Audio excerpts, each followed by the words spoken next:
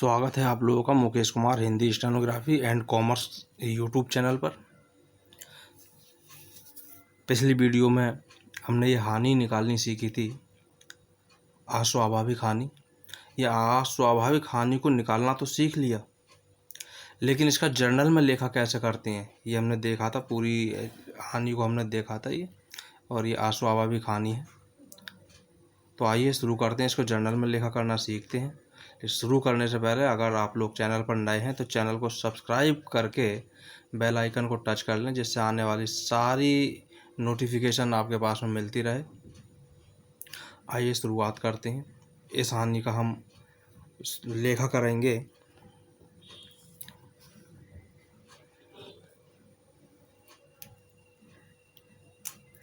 देखें जैसे कि यहाँ पर लिखा है अस्वाभाविक, यह अस्वाभाविक हानि होने पर जर्नल लेखा, वो भी कब, किसमें, प्रेषक की पुस्तक में। क्योंकि इसमें प्रेषक की पुस्तक में अलग लेखे होते हैं और प्रेषी की पुस्तक में अलग लेखे होते हैं। तो हम यहाँ सीख रहे हैं पहले प्रेषक की पुस्तकों में, आगे हम पूरे जर्नल को सीखेंगे। अभी हम केवल इतना ही सीख रहे हैं। तो इसको हम दो तरह से लेखा कर सकते हैं। पहला लेखा हमारे पास में ये होगा, केवल हम इतना ही लेखा कर लेंगे, cash account DR,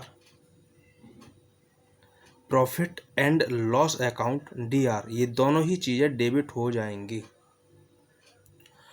to consignment account. अब कंसाइनमेंट अकाउंट के साथ मैंने पीछे ही बताया था,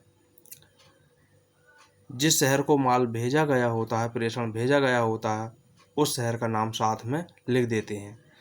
तो इस क्वेश्चन में जो था मेरठ को भेजा गया था, तो इसलिए यहाँ लिखा गया है to Meerut consignment account. Cash, ये वो कैश है जो हमें इंश्योरेंस कंपनी से प्राप्त हुआ है। तो इंश्योरेंस कंपनी से जो हमें रुपए प्राप्त हुआ था, कैश प्राप्त हुआ था, रकम प्राप्त हुई थी, वो हुई थी 800 रुपये, 800 रुपीज़। और इसमें हमें जो हानि हुई थी, पिछली वीडियो में मैंने दिखाया था 815 रुपये, ये हमारी हानि हुई थी। तो ये हमारी प्रॉफिट एंड लॉस अकाउंट में चला जाएगा, लिख दिया जाएगा इसको जर्नल में 815 रुपये। टू मेरठ कंसाइनमेंट अकाउंट, ये हमारा इन दोनों रुपए को जोड़ करके 1615 रुपये आता है। मेरठ कंसाइनमेंट पर हमारा जो लॉस हो रहा था वो 1615 रुपये का लॉस हो रहा था। जैसा पिछली वीडियो में दिखाया भी था, नष्ट हुए माल की कुल लागत 1615 रुपये। उसको हमने इसी तरह से इसको हमने लिया है, लिखा है। तो यहाँ बात समझ में आ गई होगी। कुल इतना हमारा माल नष्ट हुआ था, इसमें से हमें कैश प्राप्त हो गई 800 रुपये बीमा कंपनी से। तो मेन लॉस जो हुआ हमारा, वास्तविक जो हानि हुई वो 815 रुपये की हुई। इसलिए प्रॉफिट एंड लॉस अकाउंट, ये हमें याद करना होगा, इस एंट्री को याद करना होगा। Cash account DR, profit and loss account DR to Meerut consignment account. आगे देखें, यहाँ पर मैंने लिखा है, इसको बहुत ध्यान देने वाली बात है ये। यदि बीमा कंपनी से कोई धनराशि नहीं मिलती तो कैश अकाउंट डेबिट नहीं किया जाता, केवल profit and loss account he debit होता है। अगर हमें यहाँ बीमा कंपनी से कोई धनराशि नहीं मिली होती, तब केवल ये ही दो चीज़ें आती, profit and loss account DR to Meerut consignment account. यहाँ भी 1615 आ जाता। उस स्थिति में ये लेखा नहीं होता, क्योंकि यहाँ बीमा कंपनी से धनराशि हमें प्राप्त हुई है, इसलिए यहाँ पर कैश अकाउंट लिखा गया। तो ये अच्छे से समझ में आ गई होगी, और समझ में अगर आ गई हो तो इसको अपने पास में नोट कर लेना। मैं जो भी कुछ सिखाऊंगा उसको अपने पास नोट ज़रूर करते रहें, चाहे वो बोर्ड पर सिखाया गया हो, चाहे मैंने अपने नोट्स बने हैं उनसे सिखाया हो, आप अपने पास लिख लें इनको। इसकी दूसरी स्थिति, इसको हम दूसरे तरह से कैसे लिख सकते हैं वो भी देखें। तो उसको दूसरे तरह से हम लिख सकते हैं। देखें यहाँ मैंने लिख रखा, अथवा इसे इस प्रकार भी लिख सकते हैं। तो यहाँ पर या तो हम ये लेखा कर देंगे या ये लेखा कर देंगे। करना एक ही, अगर हम ये कर रहे हैं तो हमें सिंगल लेखा करना पड़ेगा, और इस तरह से अगर हम लेखा करेंगे तो हमें दोनों तरह के लिए लेखे करने होंगे।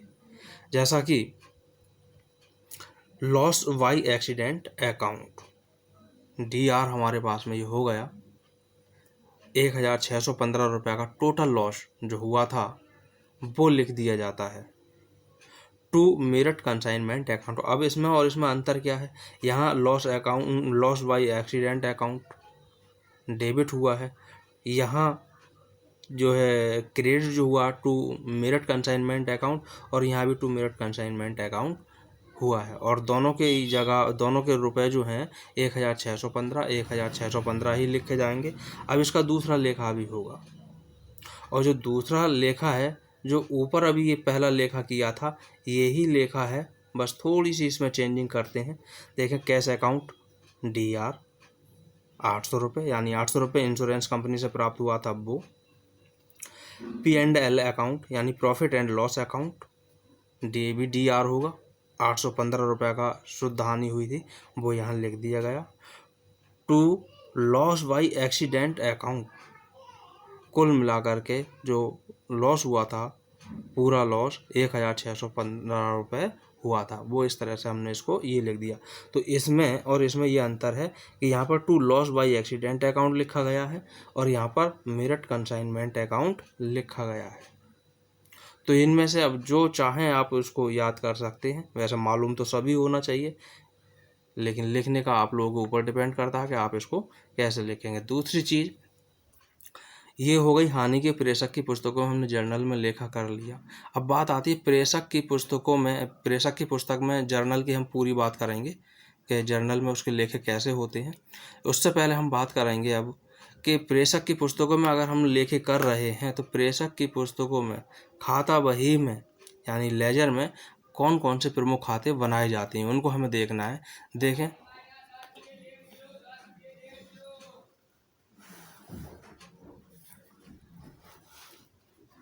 ये है हमारे पास, यहाँ लिखा भी है प्रेषक की पुस्तक में बनाए जाने वाले प्रमुख खाते।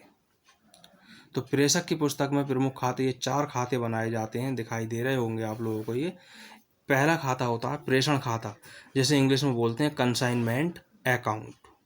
दूसरा प्रेषित माल खाता यानी प्रेषण पर भेजा गया माल खाता, तो इसको लिखा जाता है इंग्लिश में goods Saint on consignment account. तीसरा होता है प्रेषी का व्यक्तिगत खाता, प्रेषी यानी एजेंट या एजेंसी व्यक्तिगत खाता है इसका, तो इसे इंग्लिश में बोलते हैं कंसाइनीज पर्सनल अकाउंट। चौथा होता है प्रेषण स्टॉक खाता यानी कंसाइनमेंट स्टॉक अकाउंट। ये स्पेलिंग भी आपको अच्छे से याद होनी चाहिए, मेरे हिसाब से आप लोगों को ये दिखाई दे रहे होंगे। अभी तो वीडियो बना रहा हूँ, लोड करने पर पता नहीं कैसी दिखाई देंगी, फिर भी देखते हैं।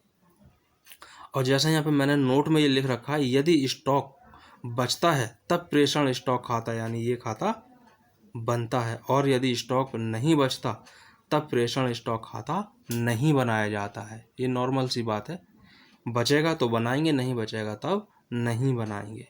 तो ये भी हमें अच्छे से मालूम होना चाहिए। और अच्छी तरह से इसको याद कर लें, ये हानि वाले अभी जो बताए थे उसको भी देख लें, और ये इसको भी आराम से अपना समझ लें, देख लें, नोट कर लें अपने पास में। अगली वीडियो में हम प्रेषक की पुस्तकों में जर्नल लेखे जो होते हैं, अगर मैं इसी वीडियो में इसको ले लूँगा बना दूँगा तो वीडियो बड़ी हो जाएगी और अपलोड करने में ज़्यादा दिक्कत रहती है फिर, इसलिए पूरे जर्नल की हम एक अलग ही वीडियो बनाएंगे। तब तक के लिए इन चीज़ों को याद कर लें अपना।